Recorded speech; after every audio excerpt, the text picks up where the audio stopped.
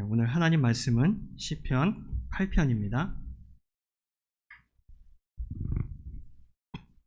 시편 8편을 제가 봉독해 드리겠습니다. 여호와 우리 주여, 주의 이름이 온 땅에 어찌 그리 아름다운지요. 주의 영광이 하늘을 덮었나이다. 주의 대적으로 말미암아 어린아이들과 젖먹이들의 입으로 권능을 세우심이요. 이는 원수들과 보복자들을 잠잠하게 하려 하심이니이다. 주의 손가락으로 만드신 주의 하늘과 주께서 베풀어 두신 달과 별들을 내가 보오니, 사람이 무엇이기에 주께서 그를 생각하시며 인자가 무엇이기에 주께서 그를 돌보시나이까.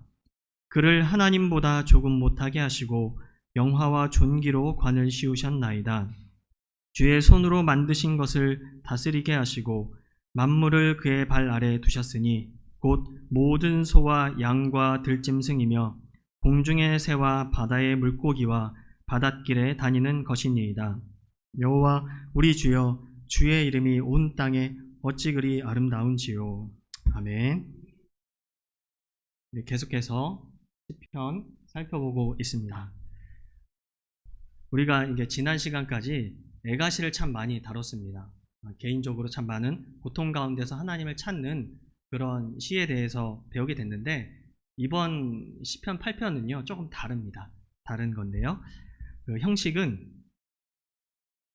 찬양시가 되겠습니다. 근데 이 시편 8편이 시편에서 가장 사랑받는 시편 중에 한 편입니다. 찬양도 있잖아요. 여호와 우리 주여, 주의 이름이 어찌 그리 아름다운지요 라는 그런 찬양도 있는데, 가장 사랑받는 시편 중에 한 편인데 찬양시에 속합니다. 즐거운 분위기 속에서 부르는 찬양의 노래, 7편과는 분위기가 완전히 달라요. 기뻐하고 즐거워하는 분위기 속에서 하나님을 노래하는 그런 시인 것이죠. 근데 이 시편은요, 이 시인의 고백이 참 너무나 아름다운 언어로 되어 있어서 마치 이 시편은 아름다운 언어로 정성스럽게 수를 놓은 것과 같습니다. 보는 것만 해도 참 아름답다라는 그런 생각을 가지게 만드는 시편인데, 이 시편은 우주와 인간과 하나님의 관계에 대해서 말하고 있고요. 또 이 시편의 내용들이 신약에서 좀 많이 인용이 됐습니다. 그래서 이 시편의 내용들이 결국 예수 그리스도 안에서 이루어짐을 바라보고 있습니다.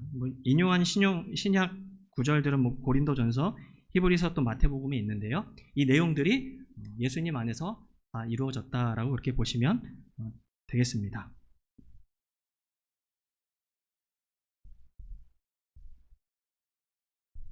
구조는 크게 이제 세 개로 나누어 봤습니다. 학자들마다 나누는 방식이 다 다른데, 제가 보니까 딱 이제 세 개로, 세 단락으로 나누면 좋겠다라는 생각이 들었고요. 1절, 2절은 시인이 하늘 위에 높은 주님의 영광을 찬양하면서 이제 시작하고요. 그 다음에 3절부터 8절은 사람에 대한 하나님의 그런 사랑의 마음들, 그런 마음들을 좀 엿볼 수 있고, 마지막으로 또 찬양하면서 이 시를 끝내게 됩니다. 하나하나씩 살펴보겠는데요. 내용을 살펴보면 1절, 2절 우리 함께 읽었으면 좋겠습니다. 시작. 여호와 우리 주여, 주의 이름이 온 땅에 어찌 그리 아름다운지요. 주의 영광이 하늘을 덮었나이다. 주의 대적으로 말미암아 어린아이들과 젖먹이들의 입으로 권능을 세우시며 이는 원수들과 보복자들을 잠잠하게 하려 하심이니이다. 아멘. 먼저 이제 시인은 하나님을 우리 주여, 우리 주라고 부릅니다. 여호와 우리 주여, 이렇게 부르는 거죠. 여기서 이제 주는 특별한 호칭인데요. 여기 제가 PPT 화면에 적었듯이 주는 왕을 가르치는 특별한 호칭입니다. 그래서 시인은 하나님을 어떻게 생각하면서 부르고 있냐면, 온 세상의 왕, 온 우주의 왕으로 생각하고 이제 하나님을 찬양하고 있는 것이죠. 그래서 이 시편의 핵심어는 여호와 우리 주, 하나님, 온 세상의 왕이시며 온 우주의 통치자이신 하나님이 핵심어라고 말할 수 있습니다. 그분을 찬양하는 게 핵심이라는 거죠. 시인은 여호와 우리 주여, 주의 이름이 온 땅에 어찌 그리 아름다운지요. 주의 영광이 하늘을 덮었나이다. 이렇게 고백하면서 온 세상의 왕, 온 땅의 왕, 온 세상의 왕, 온 우주의 통치자이신 하나님의 그런 이름이 온 땅과 하늘에 가득함을 찬양하고 있습니다. 이런 마음으로 찬양을 하는 거죠. 이 시는 온 세상의 왕이신 그 하나님을 찬양하면서 시작을 하는데, 근데 2절을 보면은 2절에서 시인은 갑자기 뭘 고백하냐면 주의 대적으로 말미암아 이렇게 이제 시작을 하는 거죠. 주의 대적과 어린아이 젖먹이들을 언급을 하고 있는데, 이것 때문에 사실 이 시를 해석하는데 좀 어려움을 겪습니다. 왜 갑자기 이런 말을 하지? 뭐 그렇게 이야기를 하는데, 뭐 이제 생각해 보면 저는 이제 그런 생각이 들었습니다. 하나님께서 어찌되었든 하나님의 영광이 온 땅과 하늘에 미치고 있지만 인정하지 않는 자들도 있고, 또 그거에 의해서 하나님이 뭐 인정받지 못한다 그런 게 아니라 어떤 사람들을 통해서 또 하나님이 영광 받으신다라고 그렇게 해석을 하게 됐는데, 어찌되었든 2절은 주의 대적과 어린아이 젖먹이들을 언급합니다. 강한 대조를 이루고 있는데, 창조 세계에 나타난 이 하나님의 영광을 노래하는 이 찬양 시에서 주님을 대적하는 자들이 나타나는 것이 좀 독특하긴 합니다. 보통 그 시인을 대적하거나 하나님을 대적하는 대적자들은 어디에 등장을 하냐면 애가시에 많이 등장해요. 애가시, 고통 가운데 탄식하는 가운데, 그리고 신뢰시, 또 제왕시, 왕이 등극할 때 이렇게 부르는 노래인 제왕시에 많이 나타나는데, 여기 찬양시에도 등장합니다. 이미 말씀드렸듯이 온 세상의 왕이시며 자신의 영광을 온 땅과 하늘에 두신 그 하나님을 대적하는 사람들이 있다라는 거죠. 여기서 주의 대적들은 어떤 사람들을 이야기하냐면, 제가 다 적어놨는데, 하나님의 그런 우주적인 주권과 통치, 또 인간 세상에 개입하시는 하나님의 손길을 거부하는 사람들입니다. 다시 말해서 하나님께서 모든 만물을 만드시고 또 질서를 정하시고 다스려 가시거든요. 그리고 그것뿐만 아니라 구체적으로 인간 세상에 개입하셔서 이 세상을 움직여 가시고 또 사람들의 마음 가운데 일하시는데, 또 삶 가운데서 역사하시는데, 이런 손길을 거부하는 사람들이 대적자들입니다. 즉 이들은 자기들의 힘만 믿는 거예요. 자기들의 힘만 믿고 자기를 주장하는 교만한 자들이고, 달리 말하면 이들은 하나님의 영광스러운 이름을 인정하지 않는 그런 사람들입니다. 그런데 이와 대조적으로 어린아이와 젖먹이들이 등장을 하는데, 우리가 이제 2절을 읽었듯이 주의 대적으로 말미암아 어린아이들과 젖먹이들의 입으로 권능을 세우심이요 이는 원수들과 보복자들을 잠잠하게 하려 하심이니이다. 어린아이와 젖먹이가 등장하는데, 대조적으로 이 어린아이와 젖먹이는 연약함과 겸손함을 상징합니다. 이런 사람들이 있다는 거죠. 이들은요, 대적자들과는 반대라고 생각하시면 됩니다. 하나님의 그런 우주적인 주권과 통치, 또 인간 세상에 개입하시는 하나님의 손길을 좀 겸손히 인정하고 믿는 자들이에요. 그래서 하나님은 그렇기 때문에 되게 연약해 보일 수 있고 그러긴 하지만, 그런데 하나님은 이런 연약한 어린아이와 젖먹이들의 입으로 말미암아 자신의 권능을 세우십니다. 이게 하나님의 지혜인 거예요. 이들은요, 자신들의 힘으로 하나님의 그런 권능을 나타내지 않고요. 내가 힘 있다, 내가 이 정도 됐다, 이런 식으로 권능을 세우지 않고 이들의 입으로 하나님께서 권능을 세우시는데, 이 사람들은 특징이 뭐냐면, 그러기 때문에 하나님의 이름을 입에 둡니다. 하나님의 이름을 입에 두고 또 주님의 이름을 부르는 자들이에요. 어린 아이와 젖먹이들 같은 그런 사람들이 주님의 이름을 부를 수 있다는 거죠. 그렇게 부르는 사람들입니다. 다시 말해서 하나님께 기도하는 사람들, 또 주님의 이름을 찬양하는 사람들입니다. 이들을 통해서 하나님께서 자신의 영광을 나타내시는 거예요. 대적들, 원수들을 잠잠케 하십니다. 온 세상의 왕이신 하나님은 하나님 자신을 인정하는 연약하고 겸손한 자들의 그런 입을 통해서 자신의 능력을 나타내시고 영광을 드러내신다라는 거죠. 그래서 생각해 보면 우리가 하나님의 이름을 부르고 찬양을 하잖아요. 그렇죠? 그렇기 때문에 우리가 기도하는 이 입, 우리가 찬양하는 이 입, 복음을 선포하는 그 입이 하나님의 능력과 영광을 드러내는데 사용된다라는 거예요. 이게 지혜, 잠언서나 시편에 입에 대한 이야기가 또 많이 나옵니다. 입 정말 중요하죠. 네. 그렇게 사용된다라는 거죠. 그래서 1절, 2절을 통해서 우리는 온 우주의 통치자이신 하나님의 영광이 온 땅과 하늘 위에 있다는 사실을 깨닫게 됩니다. 또한 대적들을 인정하지 않거든요. 대적들이 아무리 하나님의 영광스러운 이름을 인정하지 않는다 할지라도 하나님의 이름을 입에 두는 어린아이와 같이 연약하고 겸손한 자들을 통해서 뭐가 드러난다는 거죠? 하나님의 능력과 영광이 나타나게 됨을 깨닫게 됩니다. 이게 1절, 2절의 내용입니다. 이어서 이제 시인은 약간 화제를 돌려서 이제 또 하늘을 바라보게 되는데요. 3절부터 8절까지입니다. 3절부터 8절 제가 읽겠습니다. 주의 손가락으로 만드신 주의 하늘과 주께서 베풀어 두신 달과 별들을 내가 보오니 사람이 무엇이기에 주께서 그를 생각하시며 인자가 무엇이기에 주께서 그를 돌보시나이까. 그를 하나님보다 조금 못하게 하시고 영화와 존귀로 관을 씌우셨나이다. 주의 손으로 만드신 것을 다스리게 하시고 만물을 그의 발 아래 두셨으니 곧 모든 소와 양과 들짐승이며 공중의 새와 바다의 물고기와 바닷길에 다니는 것이니이다. 시인은 눈을 들어서 이제 하나님이 지으신 창조 세계인 원대한 우주를 바라보면서 감탄을 하게 됩니다. 혹시라도 이제 살면서 한번 우주에 대해서 생각해 본 적 있으신가요? 이게 또 이제 우주에 대해서 한번 이렇게 검색을 해보면 저도 가끔 옛날에는 학생 때 과학에 대한 관심이 굉장히 많아가지고 과학 잡지를 이렇게 봤거든요. 근데 우주를 보면은 도무지 헤아릴 수가 없는 거예요. 끝이 없는 겁니다. 이건 뭐 탐사선 보내도 몇십억 광년 생각도 안 되거든요. 사실 빛의 속도로. 그런 거 보면은 야, 우주가 진짜 넓고도 넓고 이런 우주를 하나님이 만드셨다라는 걸 생각하면 참 하나님에 대해서 더 많은 것들을 이렇게 통찰을 얻게 되는데, 시인은 하나님이 지으신 이 창조 세계인 우주를 보면서 감탄하게 되는 거죠. 시인이 뭐라고 고백하냐면, 마치 예술가가 이제 자신의 손으로 작품을 이제 그리잖아요. 예술가들. 그렇게 작품을 만드는 것처럼 하나님께서 자신의 손가락으로 하늘을 만드셨다라고 고백을 합니다.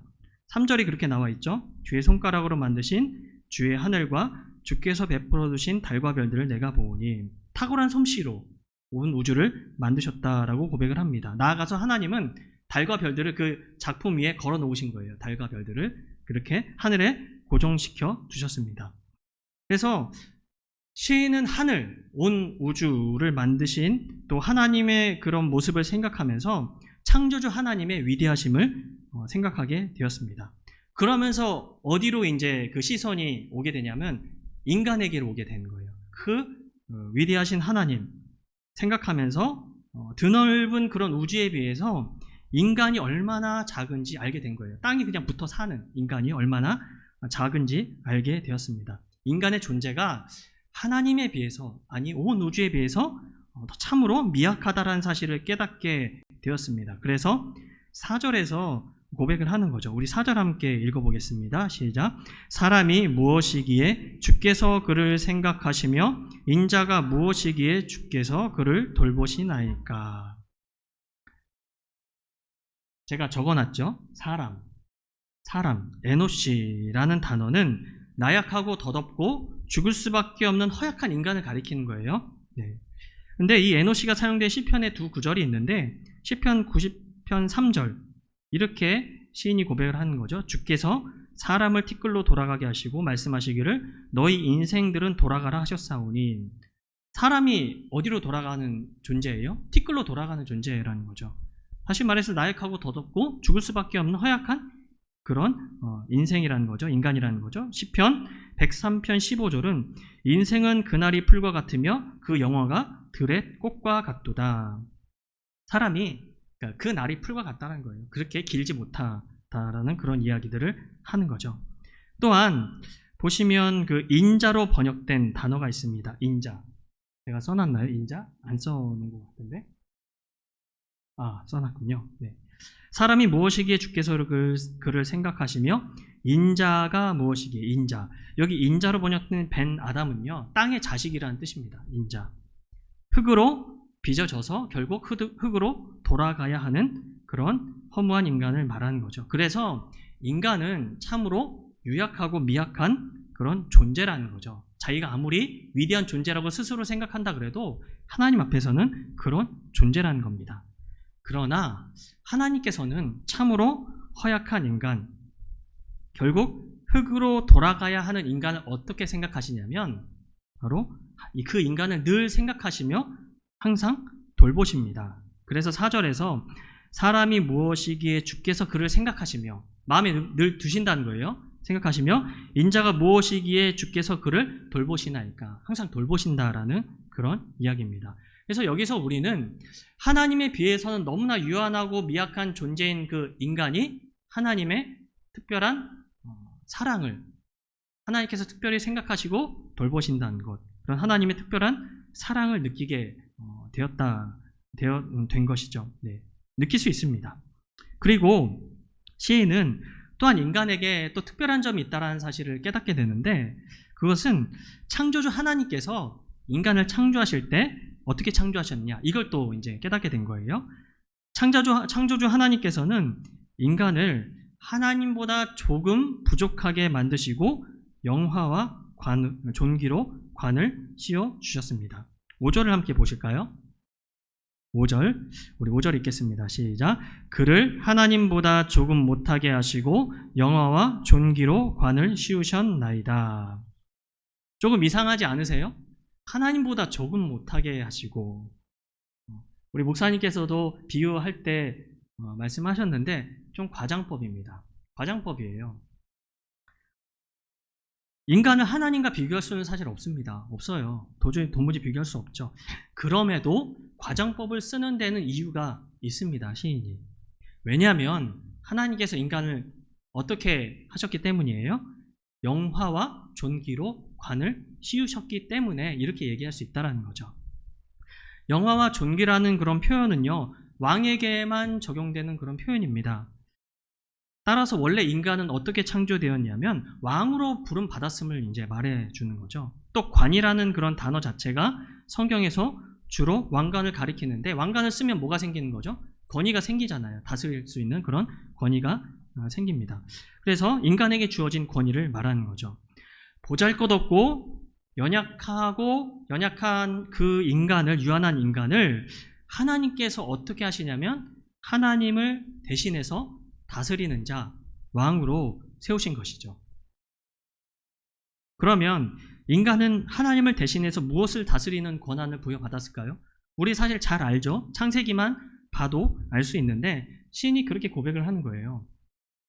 6절에서 8절이 이것을 이야기해 주는데 제가 읽겠습니다. 주의 손으로 만드신 것을 다스리게 하시고 만물을 그의 발 아래 두셨으니 곧 모든 소와 양과 들짐승이며 공중의 새와 바다의 물고기와 바닷길에 다니는 것이니이다. 창세기가 생각나지 않으세요? 그렇죠? 하나님은 인간에게 창조 세계를 다스리는 그런 권한을 위임하신 거예요. 피조물의 왕 이렇게 세워주신 거죠. 인간은 땅, 소와 양과 들짐승, 하늘, 공중의 새, 바다의 물고기를 다스리는 하나님의 대리자입니다. 여기서 말하는 다스림은 뭐 착취를 허용한다라는 그런 뜻이 아니라 하나님께서 세상과 인간을 사랑으로 돌보시는 것처럼 그분의 창조 세계를 사랑으로 돌보는 것을 이야기하는 것이죠. 그런 뜻입니다.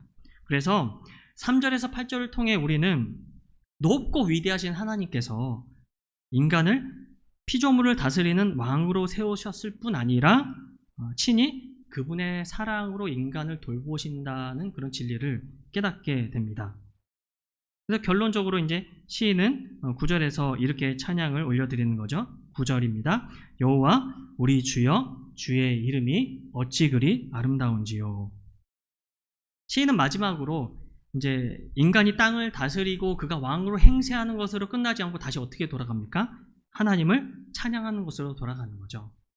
그렇게 만드신 하나님, 그렇게 인간을 돌보시는 하나님을 생각하면서 다시 찬양의 자리로 돌아갑니다. 그의 마지막 생각은 첫 생각으로 다시 돌아가는 거예요. 우리가 하나님으로 시작해서 하나님으로 사실 끝나야 되는 거죠. 시인은 여호와 우리 주여 주의 이름이 온 땅에 어찌 그리 아름다운지요 주의 영광이 하늘을 덮었나이다 하면서 하나님의 영광스러운 이름을 찬양하는 것으로 했습니다. 그는 영광스러운 하나님께서 하나님 자신을 연약하고 보잘것없는 그런 인간들에게 알리시고 또 죽을 수밖에 없는 그런 유약한 인생을 기억하시고 돌보시는 하나님을 생각하다가 인간에게 왕권을 부여하신 그런 은총을 생각해 왔습니다. 근데 마지막은 어떻게 되는 거죠? 다시 하나님의 영광스러운 이름을 찬양하는 것으로 돌아가게 됩니다. 시인은 처음과 끝에서 하나님의 영광스러운 이름을 찬양함으로써 주님을 찬양하는 것이 인생의 시작이자 마지막임을 그렇게 알려주고 있습니다. 우리의 신앙이 사실 이렇게 돼야 되는 거죠. 처음과 끝이 하나님을 찬양하는 것으로 이게 마무리돼야 되는 거죠. 그래서 저는 시편 8편을 묵상하면서 꼭 기억하고 적용해야 할 점이 두 가지가 좀 생각이 났습니다. 성도들마다 다 다를 수는 있는데 저는 두 가지가 생각이 났는데, 첫 번째는 좀 이렇게 살아야 되겠다라는 생각하게 됐습니다. 첫 번째는 하나님 앞에서 어린아이와 젖먹이의 모습으로 서야 할 필요가 있겠다. 인생의 처음부터 마지막까지. 어린아이와 젖먹이들은 연약함과 그런 겸손함을 상징합니다.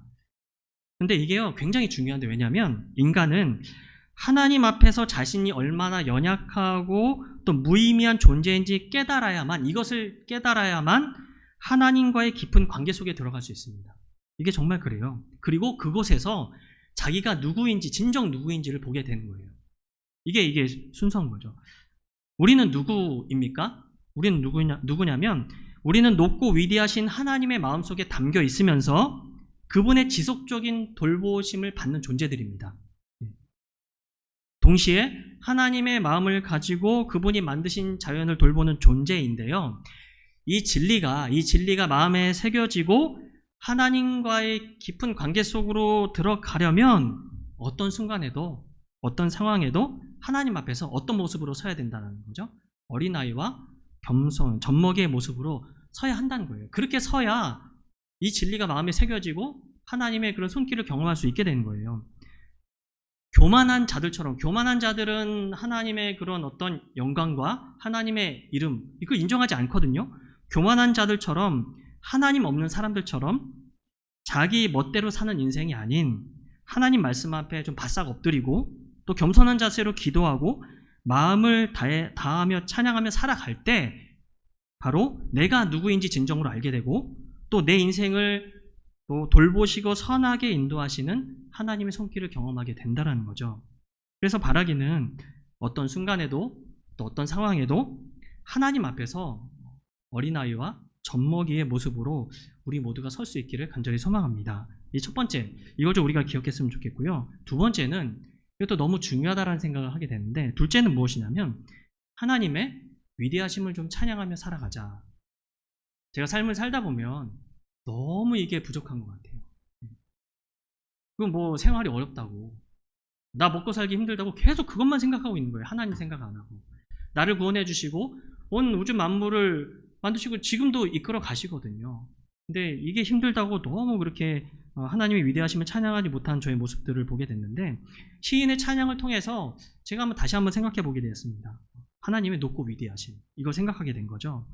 이게 왜 중요하냐면 하나님의 높고 위대하심을 생각하고 찬양하게 되면 우리의 마음이 하나님을 향하게 될 뿐 아니라 우리가 마주하는 모든 문제들 또 걱정들이 이게 그 문제가 되지 않는 것들을 느끼게 되는 거예요. 실제로 이렇게 위대하신 분이 나를 돌보시지. 그러니까 온 우주 만물을 다스리고 또 만드시고 다스리신 하나님, 그러니까 우리를 세밀히 돌보시는 위대하신 하나님 앞에서는 어떤 문제도 문제가 될 수 없다는 것을 느끼게 되는 거죠. 혹시라도 내 인생은 문제가 많고 앞이 보이지 않는다라고 혹시라도 생각하십니까? 그렇게 생각하면요, 자연스럽게 어떻게 나아가게 되냐면 하나님은 작은 분, 하나님은 무능한 분, 이렇게 생각하게 돼요. 우리의 사고가 그렇게 갑니다. 그렇게 혹시라도 생각하고 있지는 않은지 우리가 좀 고민해 봤으면 좋겠습니다. 하나님을 작은 분으로 또 무능한 분으로 생각하고 있으면 도무지 찬양할 수가 없습니다. 우리가 어떤 마음으로 신앙생활을 하며 하나님을 생각하고 있는지 우리 마음을 돌이켜 보았으면 좋겠습니다. 위대하신 하나님, 또 돌보시는 하나님께서 우리를 얼마나 사랑하시냐면 예수님을 주시기까지 사랑하시기 때문에 하나님은요, 절대로 우리를 모른 척 하시지 않습니다. 그래서 어떤 문제나 환경을 바라보기보다 눈을 들어 천지를 지으신 하나님, 인생에 개입하셔서 세밀하게 돌보시는 그 하나님을 바라보았으면 좋겠습니다. 그렇게 할 때 우리는 하나님을 하나님답게 섬기며 찬양하게 될 것입니다. 오늘 말씀을 통해서 깨달은 그런 내용들을 붙들고 우리 교회 기도 제목이 있습니다. 교회 기도 제목과 함께 기도하면서 하나님께 나아가는 좋은 우리 교회 모든 성도님들이 되시기를 간절히 소망합니다. 기도하시겠습니다. 하나님, 오늘 시인의 찬양을 보면서 하나님께서 우리를 그만큼 존귀하게 생각하시고 우리를 돌보신다는 것 다시 한번 보게 되었습니다.